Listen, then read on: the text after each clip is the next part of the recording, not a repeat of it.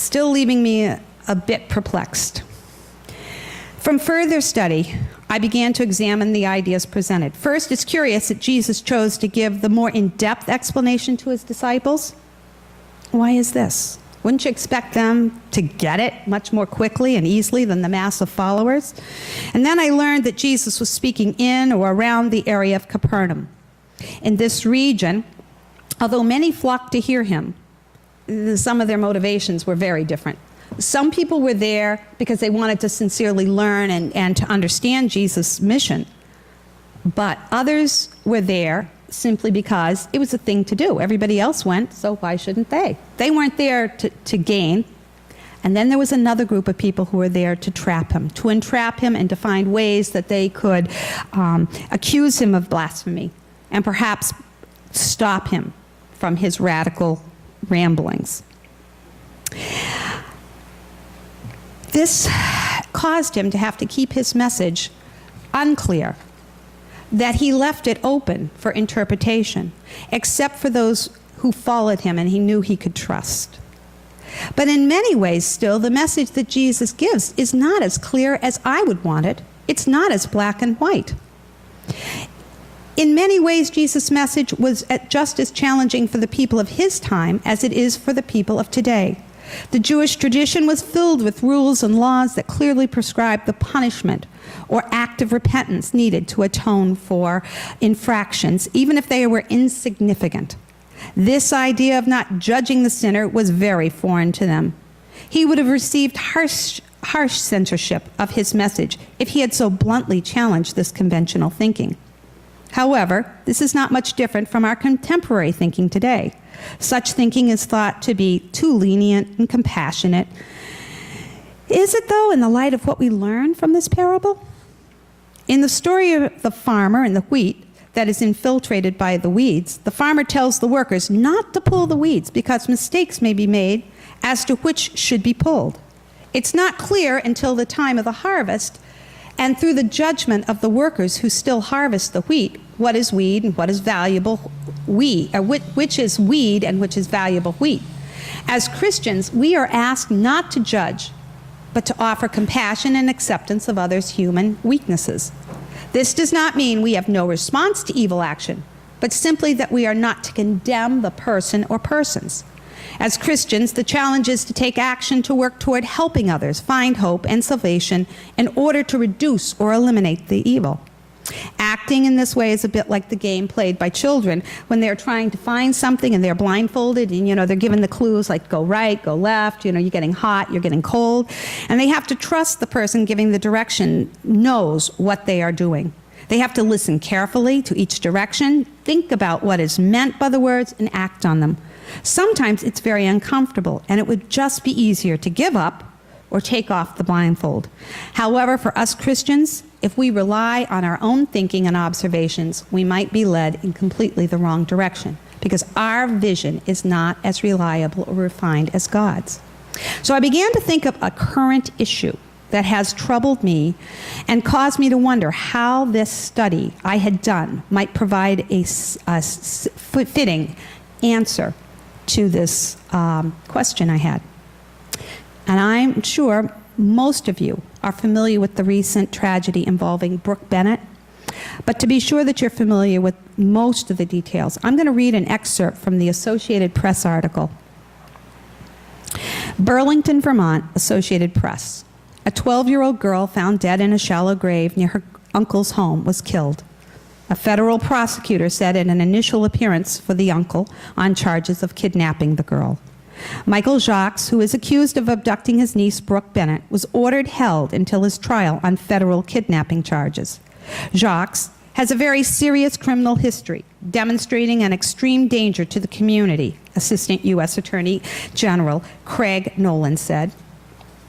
Nolan said Brooke's death was a homicide, but he didn't say how she was killed.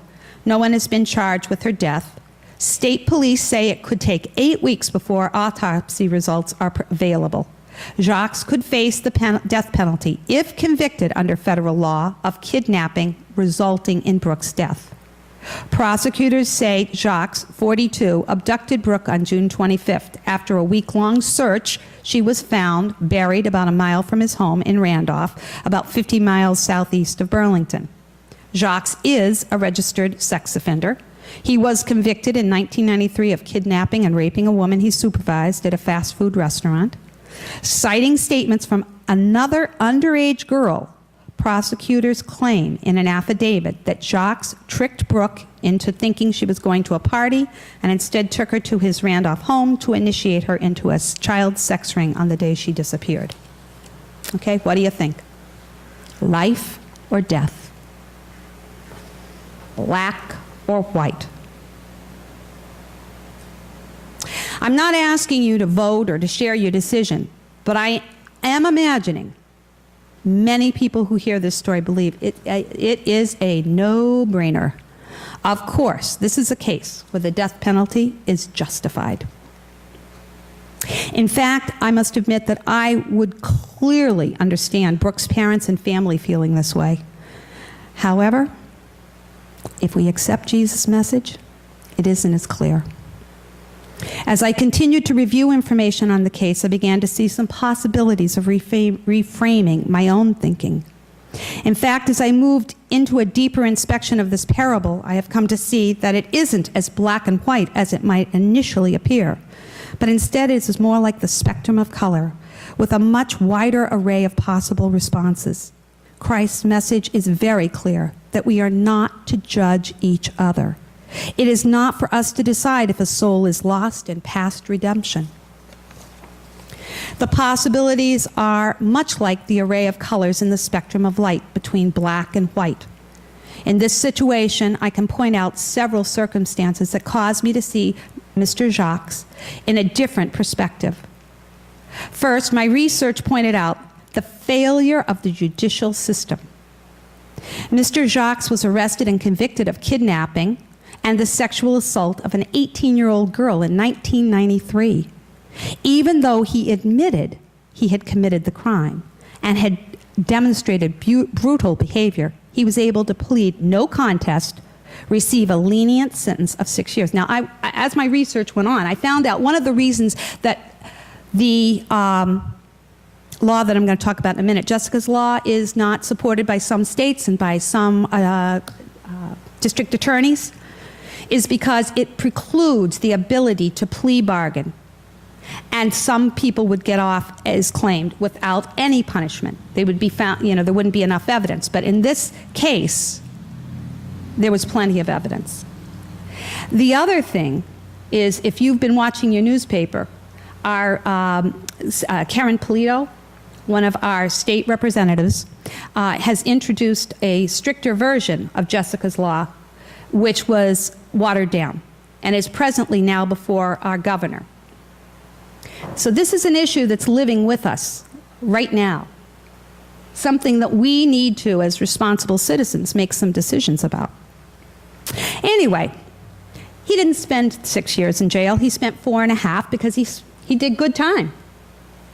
And then he was to be supervised and receive treatment to help him prevent him from committing a crime of this nature in the future. This would not have been possible had Vermont passed Jessica's law.